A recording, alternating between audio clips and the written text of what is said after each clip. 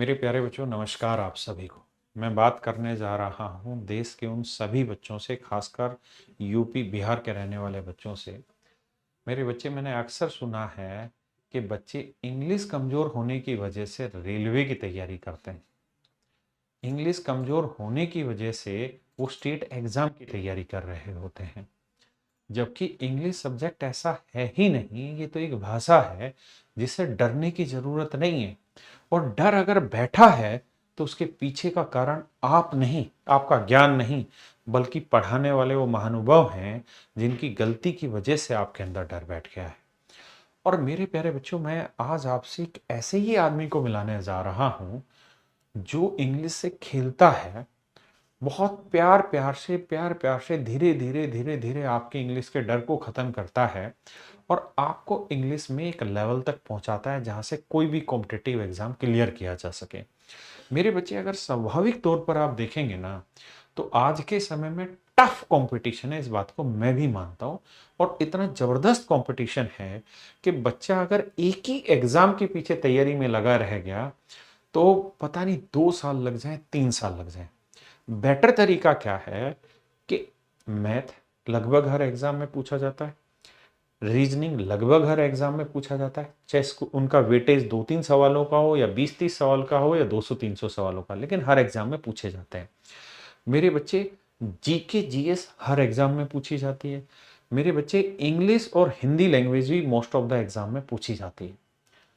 तो अगर हम केवल एक इंग्लिश सब्जेक्ट को तैयार कर लें अच्छे से, क्योंकि बाकी 3 सब्जेक्ट तो हमें करने ही पड़ेंगे।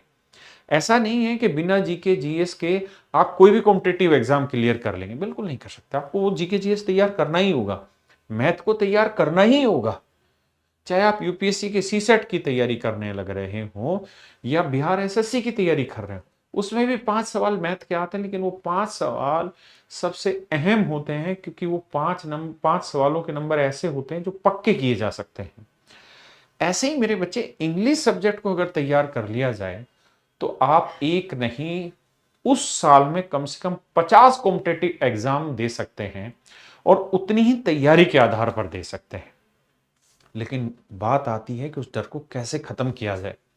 तो मेरे बच्चों, मैं ऐसे ही आदमी से आपको मिलवाने जा रहा हूं। नाम है प्रियांशु।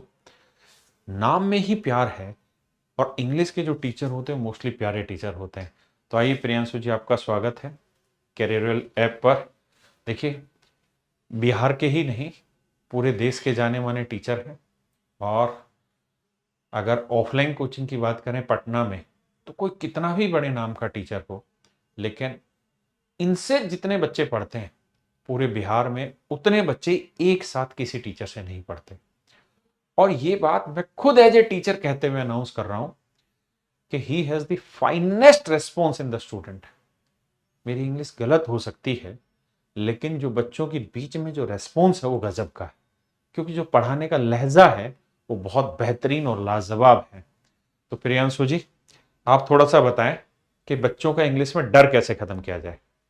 सर, सबसे पहले आपका बहुत बहुत धन्यवाद। और सौभाग्यशाली हूं मैं कि जिनको मैं बचपन से देखा, आज उनके साथ में खड़ा हूं और इस बात को नहीं, आपके मुंह से। सौभाग्यशाली हम नहीं, आप नहीं, सौभाग्यशाली सच मायने में वो वक्त है जिस वक्त ने हम सबको एक डोर में बांधा हुआ है। और सच मायने में असलियत ये है कि आपका जो टैलेंट है ना, वो इतनी बड़ी चीज है कि उसकी वैल्यू है ना। वरना आपकी और मेरी शक्ल में इतना कुछ नहीं है खास, लेकिन आपका जो टैलेंट है वो सच में बहुत काबिल तारीफ है। मैं जब पटना गया था तो मैंने वहाँ मेरी एक आदत होती है, मैं 1-2 दिन पहले चला जाता हूँ और मैं इंक्वायरी लेता रहता हूँ कौन सा टीचर बेस्ट है, कौन सा टीचर बेस्ट है। तो मैं जब बच्चों में घूमता रहा तो वहाँ जो पूरा मल्लापुरा, पता नहीं कौन कौन सा इलाका है वहाँ पे, मुसल्लापुर। मुसल्लापुर।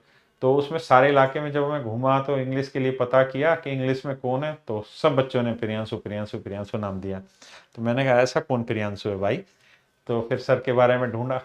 और हमारा एज ए कैरियर प्लेटफॉर्म एक ही काम होता है, अच्छे टीचर ढूंढो और फिर लेकर आओ, क्योंकि हम अपने बच्चों के लिए बेस्ट प्रोवाइड करने की कोशिश करते हैं। तो सर, मान लीजिए मैं एक स्टूडेंट हूं, तो मेरे लिए आप इंग्लिश में क्या करने जा रहे हैं। सर, सीधी बात है, इस बैच जो है ये हर एग्जाम के लिए ये बैच है। चाहे एग्जाम एसएससी का हो, यूपीएससी का हो, एनडीए का हो, सीडीएस का हो, बैंक का हो, टीचिंग का हो, चाहे स्टेट एग्जाम, जिसमें अंग्रेजी आता है उसमें इसके क्वेश्चन आएंगे।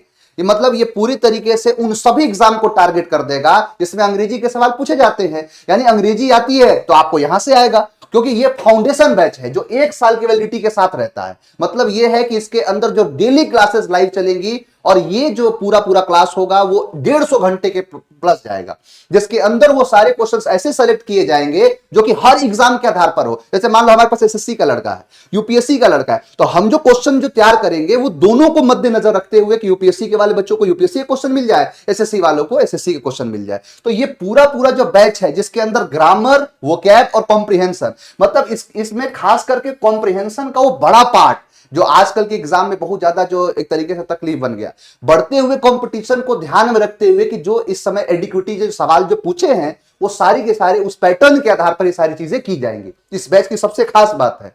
और यहां पर ये जो क्लासेस चलनी है ये हमेशा मतलब मंडे से लेके फ्राइडे तक चलेगी। सैटरडे को इसके अंदर टेस्ट कराए जाएंगे या अदर कुछ एक्टिविटी कराई जाएंगी, खास करके ये है।